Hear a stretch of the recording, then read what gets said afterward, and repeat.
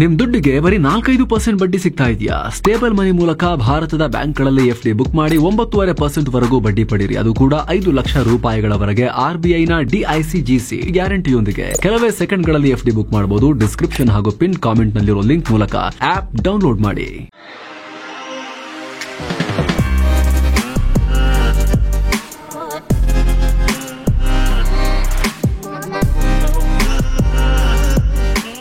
Hi friends, ದಿನದ ಎಲ್ಲ ಪ್ರಮುಖ ಸುದ್ದಿಯನ್ನು ನಿಮಗೆ ತಲುಪಿಸುವ mastmagga.com ನ ಫುಲ್ ನ್ಯೂಸ್ಗೆ ಸ್ವಾಗತ. ನಾನು ಅಮರ್ ಪ್ರಸಾದ್. ಭಾರತ ಚೀನಾ ಸಂಘರ್ಷ ಶಮನ ಆಗ್ತಿದೆ ಅನ್ನೋ ಹೊತ್ತಲ್ಲಿ LACಯಲ್ಲಿ ದೊಡ್ಡ ಬೆಳವಣಿಗೆಯಾಗ್ತಾ ಇದೆ. ಗಡಿ ಸಮಸ್ಯೆ ಬಗೆಹರಿಸೋಕೆ ಭಾರತ ಚೀನಾ ನಡುವೆ ಸದ್ಯ ಹಂತ ಹಂತವಾಗಿ ಮಾತುಕತೆ ನಡೀತಾ ಇದೆ. ಆದರೆ ಭಾರತ ಮಾತ್ರ ಚೀನಾ ಗಡಿಯಲ್ಲಿ ಸೇನೆಯನ್ನ ಹೆಚ್ಚಿಸ್ತಾ ಇದೆ. ಇದ್ದಕ್ಕಿದ್ದಂತೆ 32,000 ಸೈನಿಕರನ್ನ LACಗೆ ಕಳಿಸ್ತಾ ಇದೆ.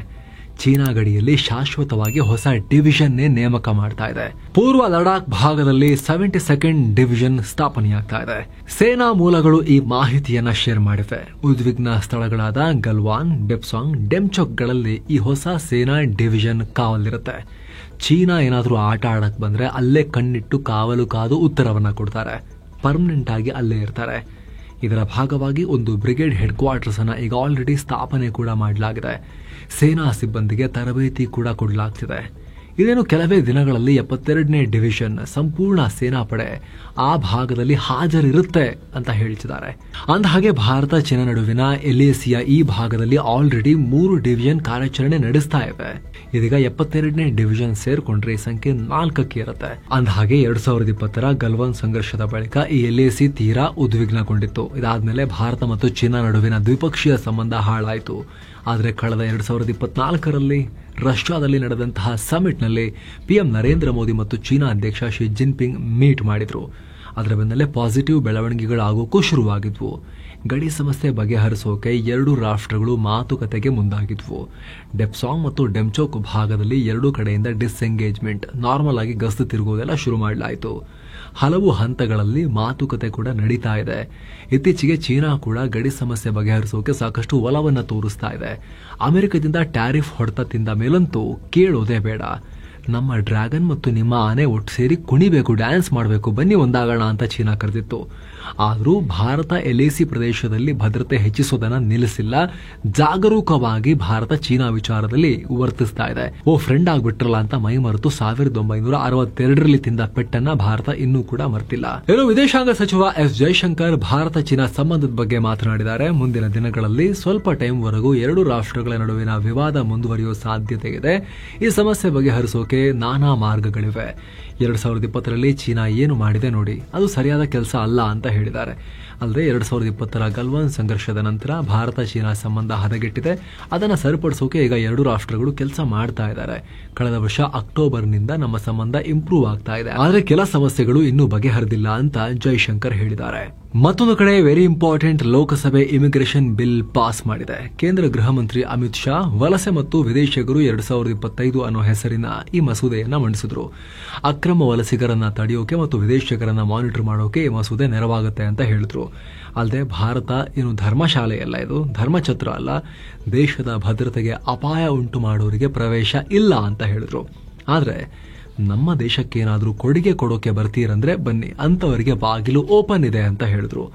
ಈ ಹೊಸ ಬಿಲ್ ಪ್ರಕಾರ ಯಾರಾದ್ರೂ ವಿದೇಶಿಗರು ಫೇಕ್ ಪಾಸ್ಪೋರ್ಟ್ ಅಥವಾ ವೀಸಾ ಬಳಸಿ ಭಾರತಕ್ಕೆ ಬಂದ್ರೆ, ಇಲ್ಲಿ ಸ್ಟೇ ಮಾಡಿದ್ರೆ ಅಂತವರಿಗೆ ಸುಮಾರು 7 ವರ್ಷಗಳ ಜೈಲು ಶಿಕ್ಷೆ ಕೊಡಲಾಗುತ್ತೆ. ಸುಮಾರು 10 ಲಕ್ಷದವರೆಗೆ ದಂಡ ವಿಧಿಸಲಾಗುತ್ತೆ. ಹಾಗೆ ಈ ಮಸೂದೆ ಜಾರಿಯಾದ ನಂತರ ಹೋಟೆಲ್, ಯೂನಿವರ್ಸಿಟಿ, ಆಸ್ಪತ್ರೆಗಳು ಕಡ್ಡಾಯವಾಗಿ ಬಂದಿರೋ ವಿದೇಶಿಗರ ಬಗ್ಗೆ ಮಾಹಿತಿ ಕೊಡಲೇಬೇಕಾಗತ್ತೆ. ಈ ಮೂಲಕ ನಿಗದಿತ ಸಮಯಕ್ಕಿಂತ ಹೆಚ್ಚು ಕಾಲ ವಿದೇಶಿಗರು ಭಾರತದಲ್ಲಿ ಸ್ಟೇ ಮಾಡಿದ್ರೆ ಟ್ರ್ಯಾಕ್ ಮಾಡಲಾಗುತ್ತೆ. ಏನೋ ಜಮ್ಮು ಕಾಶ್ಮೀರ ವಿಚಾರದಲ್ಲಿ, ಪ್ರತ್ಯೇಕತೆ ವಿಚಾರದಲ್ಲಿ ದೊಡ್ಡ ದೊಡ್ಡ ಬೆಳವಣಿಗೆಗಳಾಗ್ತಾ ಇವೆ. ಇದೀಗ 2 ಸಂಘಟನೆಗಳು ಪ್ರತ್ಯೇಕತೆಯ ಕೂಗನ್ನ ಕೈಬಿಟ್ಟಿವೆ. ಜಮ್ಮು ಕಾಶ್ಮೀರ್ ತೆಹರಿಕ್ ಇಸ್ತಿಕ್ಲಾಲ್ ಮತ್ತು ಜಮ್ಮು ಅಂಡ್ ಕಾಶ್ಮೀರ್ ತೆಹರಿಕ್ ಇಸ್ತಿಕಾಮತ್ ಅನ್ನೋ ಪ್ರತ್ಯೇಕತಾವಾದಿ ಸಂಘಟನೆಗಳು ತಾವು ಶರಣಾಗೋದಾಗಿ ಅನೌನ್ಸ್ ಮಾಡಿದ್ದಾರೆ. ಇವು ಕೂಡ ಹುರಿಯತ್ ಕೂಟಕ್ಕೆ ಸೇರಿದ ಸಂಘಟನೆಗಳು. ಈ ಬಗ್ಗೆ ಕೇಂದ್ರ ಗೃಹ ಮಂತ್ರಿ ಅಮಿತ್ ಶಾ ಘೋಷಿಸಿದ್ದಾರೆ. ಹುರಿಯತ್ ಕೂಟದ 2 ಗುಂಪುಗಳು ಕೂಡ ಪ್ರತ್ಯೇಕತಾವಾದವನ್ನ ಬಿಟ್ಟು PM ನರೇಂದ್ರ ಮೋದಿ ಅವರ ನವಭಾರತದ ಮೇಲೆ ವಿಶ್ವಾಸ ಇಟ್ಟಿದ್ದಾರೆ. ಈ ಮೂಲಕ ಜಮ್ಮು ಕಾಶ್ಮೀರದಲ್ಲಿ ಪ್ರತ್ಯೇಕತೆಯ ಕೂಗು ಕೊನೆಯಾಗ್ತಾ ಇದೆ. ಕಾಶ್ಮೀರದಾದ್ಯಂತ ಏಕತೆಯ ಗೆಲುವು ಪ್ರತಿನಿಧಿಸ್ತಾ ಇದೆ ಅಂತ ಹೇಳಿದ್ದಾರೆ. ಅಂದಹಾಗೆ ಹುರಿಯತ್ ಕಾನ್ಫರೆನ್ಸ್ ಅನ್ನೋದು ಪ್ರತ್ಯೇಕತಾವಾದಿ ಸಂಘಟನೆಗಳ ಒಕ್ಕೂಟ.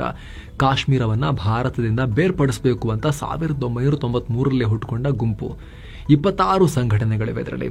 ಆದರೆ ಆರ್ಟಿಕಲ್ 370 ರದ್ದತಿ ನಂತರ ಇವರ ಬಾಲ ಕಟ್ಟಾಗಿದೆ. ಒಬ್ಬೊಬ್ಬರಾಗಿ ಶರಣಾಗ್ತಾ ಇದ್ದಾರೆ.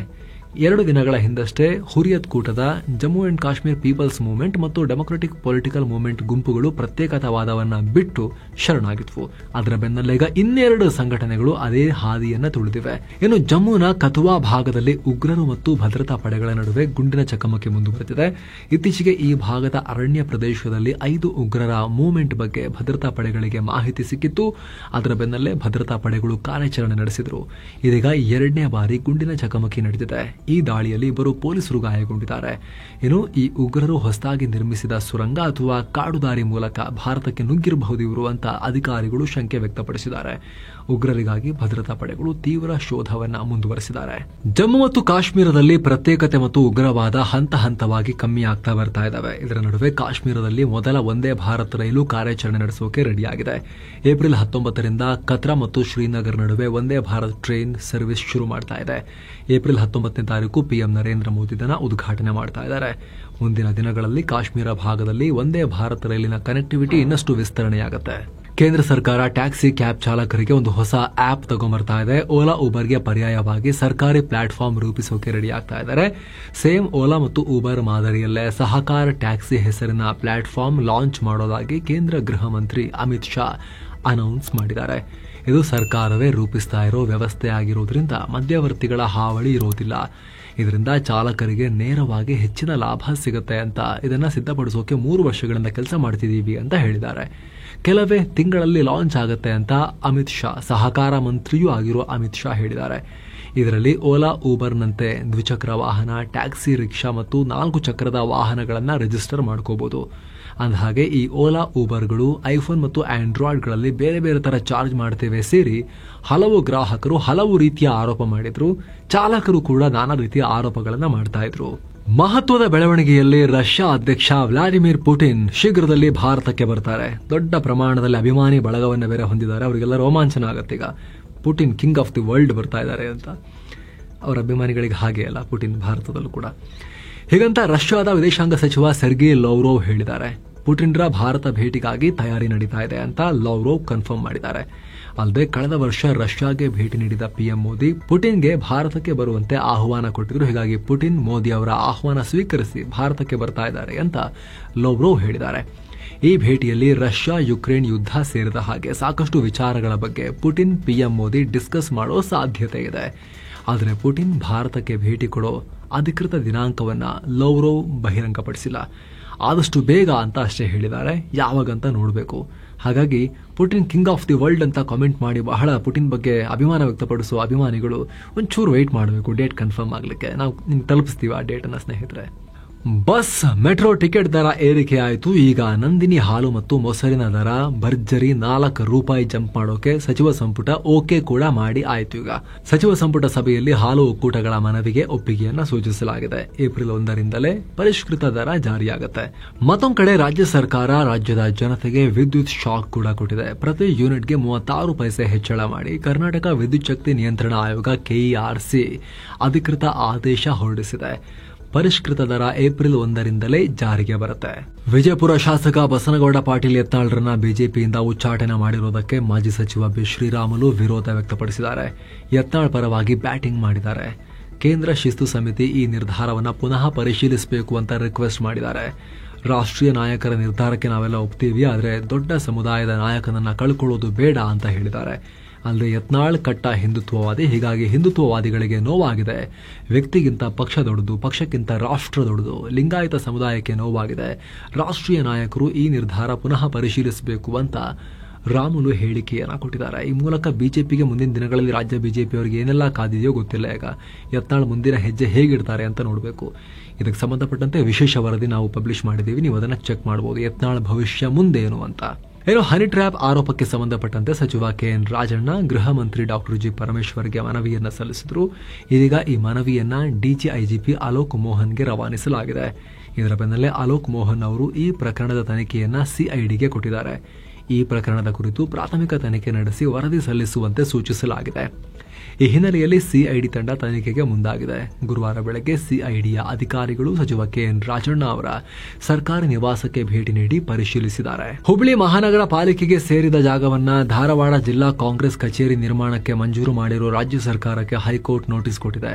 ಪಾಲಿಕೆಗೆ ಸೇರಿದ ಜಾಗವನ್ನ ಕಾಂಗ್ರೆಸ್ ಕಚೇರಿ ನಿರ್ಮಾಣಕ್ಕೆ ಮಂಜೂರು ಮಾಡಿ ಸಚಿವ ಸಂಪುಟ ಸಭೆಯಲ್ಲಿ ನಿರ್ಣಯ ಮಾಡಿಕೊಳ್ಳಲಾಗಿತ್ತು. ಇದನ್ನು ಪ್ರಶ್ನಿಸಿ ಹುಬ್ಬಳ್ಳಿ ಧಾರವಾಡ ಮಹಾನಗರ ಪಾಲಿಕೆ ಮೆಂಬರ್ಗಳಾದ ಬೀರಪ್ಪ ಮತ್ತು ಸಂತೋಷ್ ಅನ್ನೋರು ಪಿಐಎಲ್ ಸಾರ್ವಜನಿಕ ಹಿತಾಸಕ್ತಿ ಅರ್ಜಿಯನ್ನು ಹಾಕಿದ್ರು. ಕೋರ್ಟ್ ಈಗ ರಾಜ್ಯ ಸರ್ಕಾರಕ್ಕೆ ನೋಟಿಸ್ ಕೊಟ್ಟಿದೆ. ಅಕ್ರಮ ಚಿನ್ನ ಕಳ್ಳ ಸಾಗಾಣಿಕೆ ಕೇಸ್ನಲ್ಲಿ ಅರೆಸ್ಟ್ ಆಗಿರೋ ನಟಿ ರನ್ಯಾರ ಈ ಅಕ್ರಮದ ಖಜಾನೆ ಬಗದಷ್ಟು ದೊಡ್ಡದಾಗ್ತಾ ಇದೆ, ಬಯಲಾಗ್ತಾನೆ ಬರ್ತಾ ಇದೆ. ಒಂದಾದ್ಮೇಲೆ ಒಂದು ವಿಚಾರಗಳು. ಇದೀಗ ಈ ಕೇಸ್ನಲ್ಲಿ ಮತ್ತೊಬ್ಬ ಆರೋಪಿಯನ್ನ ಬಂಧಿಸಲಾಗಿದೆ. ಬಳ್ಳಾರಿ ಮೂಲದ ಚಿನ್ನದ ವ್ಯಾಪಾರಿ ಸಾಹಿಲ್ ಜೈನ್ ಅನ್ನೋದನ್ನ ಡಿಆರ್ಐ ಅಧಿಕಾರಿಗಳು ಅರೆಸ್ಟ್ ಮಾಡಿದ್ದಾರೆ. ರನ್ಯಾ ರಾವ್ ಮತ್ತು ವಂದಿತಾ ತರುಣ್ ರಾಜ್ ವಿಚಾರಣೆ ವೇಳೆ ಸಾಹಿಲ್ನೊಂದಿಗೆ ಸಂಪರ್ಕ ಇದ್ದಿದ್ದು ಬಯಲಾಗಿದೆ. ಹೀಗಾಗಿ ಸಾಹಿಲ್ನನ್ನ 4 ದಿನಗಳ ಮಟ್ಟಿಗೆ ವಶಕ್ಕೆ ಪಡೆದು ವಿಚಾರಣೆಗೆ ಒಳಪಡಿಸಲಾಗ್ತಾ ಇದೆ. ಇನ್ನೊಂದು ಕಡೆ ರನ್ಯಾ ರಾವ್ರ ಜಾಮೀನು ಅರ್ಜಿಯನ್ನ ಸೆಷನ್ಸ್ ಕೋರ್ಟ್ ವಜಾಗೊಳಿಸಿದೆ.